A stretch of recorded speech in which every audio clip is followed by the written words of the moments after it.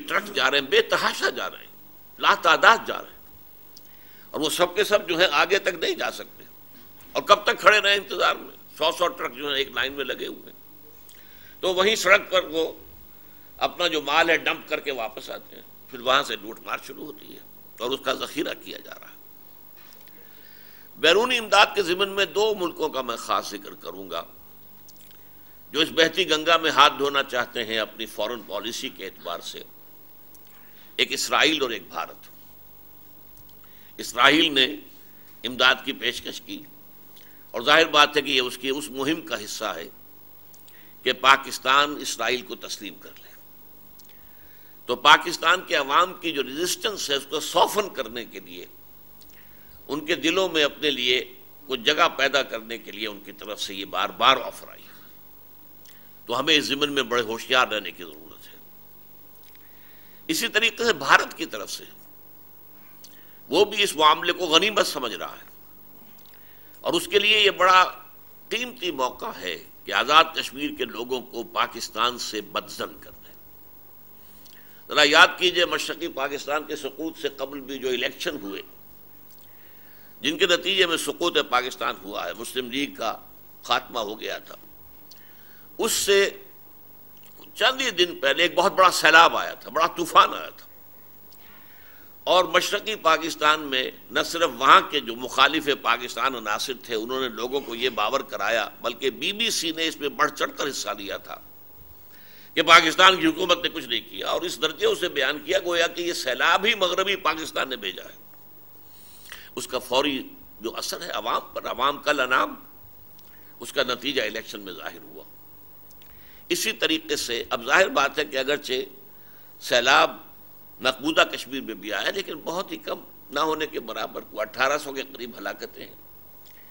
اتنی بڑی حکومت، اتنا بڑا ملک، ان کی کتنی اچھی کیئر کر رہے ہوں گے، اور خاص طور پر کنٹراسٹ شو کرنے کے لیے کہ across the line of control لوگ دیکھیں کہ ہمارے ہاں کیا ہو رہا ہے اور پاکستان میں کیا ہو رہا ہے۔ پاکستان میں تو ابتدا میں حکومت مفلوج ہو کر رہ گئی، حکومت کا وجود نہیں رہا۔ آپ اندازہ کریں اتنی بڑی ہلاکت میں، اور جو حکومت کے ذمہ دار تھے خود ان کے گھر برباد ہو گئے۔ اب وہ کہاں کسی اپنی ذمہ داری کے بارے میں سوچیں۔ آج ہی کے اخبار میں ہے کہ ایک خاتون وزیر، ان کے گھر کے 14 افراد ہلاک ہوئے، اور ان کی نماز جنازہ میں کل 25 افراد شریک ہوئے۔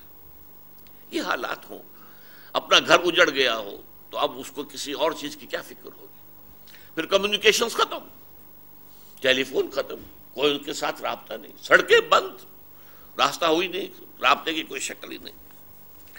بہرحال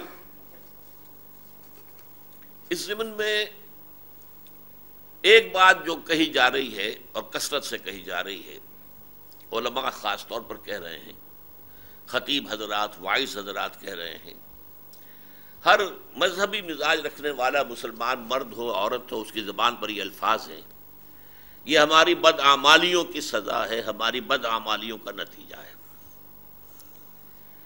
اس پر بڑا میں نے حال ہی میں ایک وعظ بھی سنا ہے، ایک کیسٹ میں، بہت ہی پر اثر، بڑا رقت آمیز۔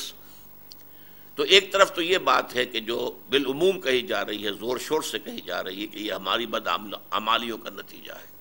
میں بعد میں عرض کروں گا اپنی رائے، لیکن یہاں یہ عرض کر دوں کہ اس رائے پر 2 اعتراضات جو ہیں وہ لاحق ہوتے ہیں، اور وہ دونوں وزنی ہیں بظاہر احوال، نظر بظاہر وزنی ہے۔ نمبر 1 کہ بدعمالیاں کیا صرف وہاں ہو رہی تھی؟ کیا باقی پاکستان میں فرشتے آباد ہیں؟ بہرحال جو بدعمالیاں یہاں ہو رہی ہیں وہاں بھی ہو رہی تھی، مقدار کا فرق ہوگا، کچھ نوعیت کا تھوڑا بہت فرق ہوگا۔ تو کیا کراچی اور لاہور جو ہیں وہ بدعمالیوں کے سب سے بڑے اڈے نہیں ہیں؟ تو یہ کیا بات ہے کہ اگر بدعمالی کی سزا ہے تو پھر صرف ان کو کیوں چن لیا گیا؟ اور دوسرے یہ کہ بدعمالیاں ایک جیسی تو نہیں ہوتی، کوئی برا شخص ہے، کوئی اور زیادہ برا ہے، کوئی بہت ہی برا ہے، ان کی سزائیں مختلف ہونی چاہیے۔ یہ تو ڈیتھ دی لیولر جو ایک نظم کا عنوان ہے انگریزی کی، اس کا حالت سب برابر کر دیے گئے، بلکہ یہ کہ اس میں نیک و کار بھی یہاں تک کہ معصوم بچے بھی، ان کی بدعمالی کا کیا سوال؟ معصوم بچے. اس پہلو سے یقیناً یہ اعتراضات ویلڈ ہیں اس نظریے پر کہ یہ ہماری بدعمالیوں کا نتیجہ ہے. لیکن ان کی دو باتوں کی بنیاد پر ایک پورا فلسفہ اس وقت تعبیر کر لیا گیا ہے. یہ فلسفہ کیا ہے؟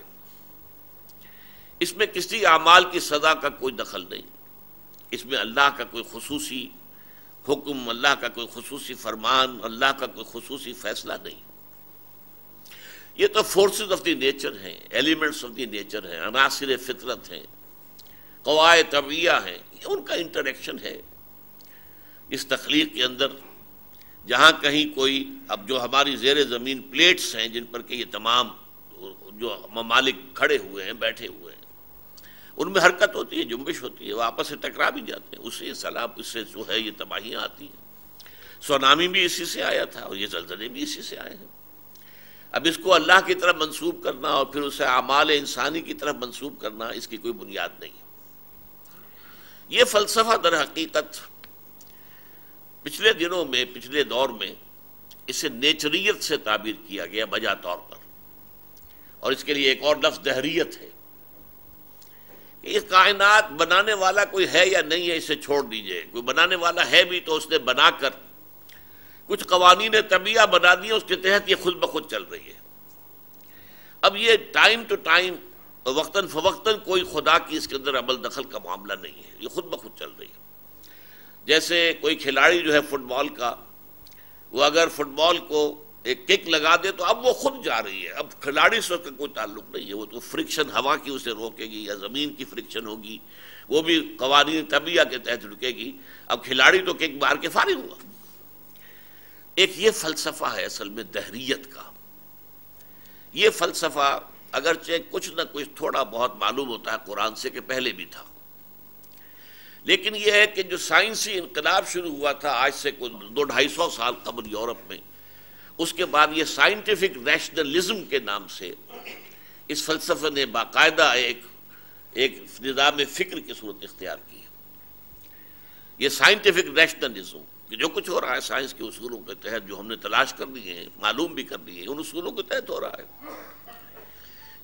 پچھلے زمانے میں قرآن مجید کے نزول کے زمانے تک انسانوں کی اصل گمراہی ہوتی تھی شرک. ایک بڑے خدا کو بھی مانتے ہیں اور کائنات کا خالق وہی، چلانے والا وہی. وَلَئِن سَأَلْتَهُم مَّنْ خَلَقَ السَّمَاوَاتِ وَالْأَرْضَ لَيَقُولُنَّ اللَّهُ. ان مشرکوں سے اے نبی اگر آپ پوچھیں گے آسمان اور زمین کس نے پیدا کی، وہ کہیں گے اللہ نے کیا. لیکن اس اللہ کے ساتھ آلہہ ہیں، یہ چھوٹے چھوٹے الہ بھی موجود ہیں. کچھ اس کے بہت ہی لاڈلے ہیں جن کی سفارش کو وہ رد نہیں کر سکتا. کچھ اس کے نائبین سلطنت ہیں، ان کے ہاتھ میں بھی اختیارات ہیں، ان کی بھی ڈنڈوت کی جانی چاہیے، ان کی بھی کچھ خوشامد کی جانی چاہیے. یہ فلسفہ رہا ہے دنیا میں، ورنہ بڑے خدا کو کسی نے انکار نہیں کیا. اسی طریقے سے یورپ میں چاہے گریک مائتھولوجی تھی اور چاہے وہ رومن مائتھولوجی تھی، کیپٹل جی سے لکھا جانے والا گاڈ وہ ایک ہی تھا. اس کے ایٹریبیوٹس تھے اومنی پوٹنٹ، اومنیشینٹ، اومنی پریزنٹ، علی کل شیء قدیر، بکل شیء علیم، اور ہر جگہ موجود.